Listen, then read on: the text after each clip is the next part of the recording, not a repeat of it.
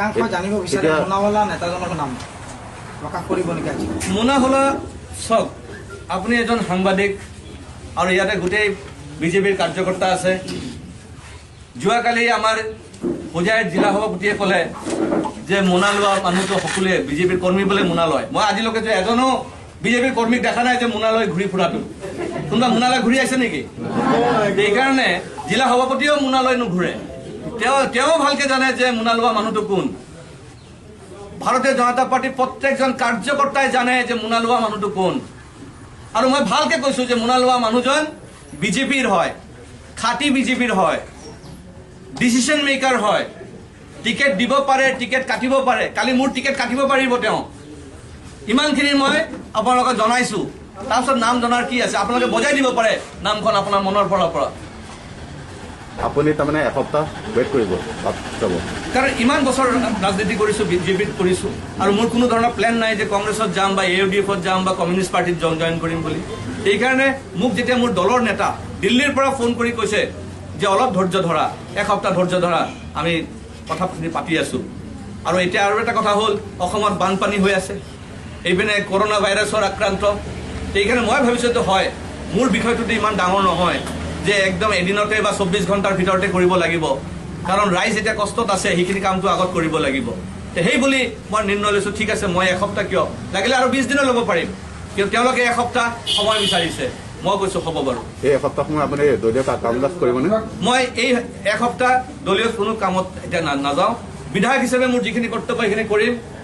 এওঁলোকৰ যিবিলাক দুখ আছে মই নিশ্চয় কাম কৰি যাম, কিন্তু দলীয় বেনাৰৰ আণ্ডাৰত এই মুহূৰ্তত মই কোনো ধৰণৰ বক্তব্য আৰু নাৰাখোঁ। শেষ প্ৰশ্ন, আপুনি আপোনাৰ দাবী কি? মোৰ প্ৰথম দাবী হ'ল যে কৰ্মীবিলাক যেন সুৰক্ষিত হয়। আজি বিধায়ক হৈছোঁ 4 বছৰ হৈ গ'ল, আমাৰ কৰ্মীবিলাক একোৱে পোৱা নাই। কাৰণ জিলা কমিটি একপিনে গৈ আছে, বিধায়ক একপিনে গৈ আছে, মাজত কৰ্মীবিলাক কষ্ট পাই আছে, তেওঁলোকে একোৱে পোৱা নাই। আমি যদি জিলা প্ৰশাসনত যদি কিবা কামৰ কথা কওঁ, তেতিয়া জিলা কমিটিৰ পৰা আকৌ কৈ দিব বেলেগৰ কথা কিবা কৈ দিয়ে, বাধা দি দিয়ে।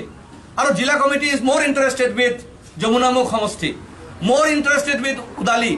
সেইকাৰণে আমাৰ হোজাই, লংকা, লামডিঙৰ যিসকল কাৰ্যকৰ্তা আছে তেওঁলোকে কষ্টত ভুগি আছে। এইবিলাক সমাধান হ'ব লাগিব। আমি কৈছোঁ যে আমাৰ জিলা কমিটিটো শুধৰণি হ'ব লাগে।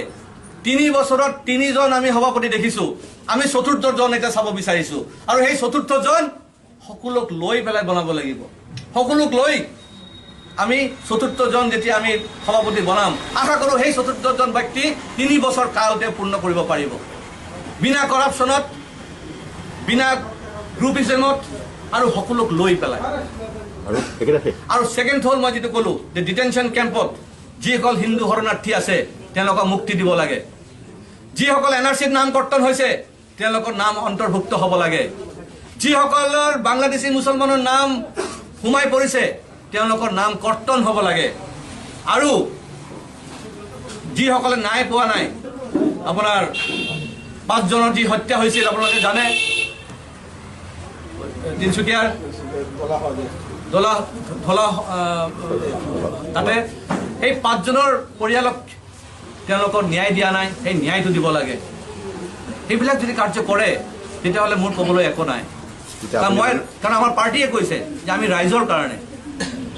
এইখিনি পূৰণ কৰিলে আপুনি বিজেপিৰ দলীয় কাম কাজত অংশ ল'ব, অৱসৰ ল'ব।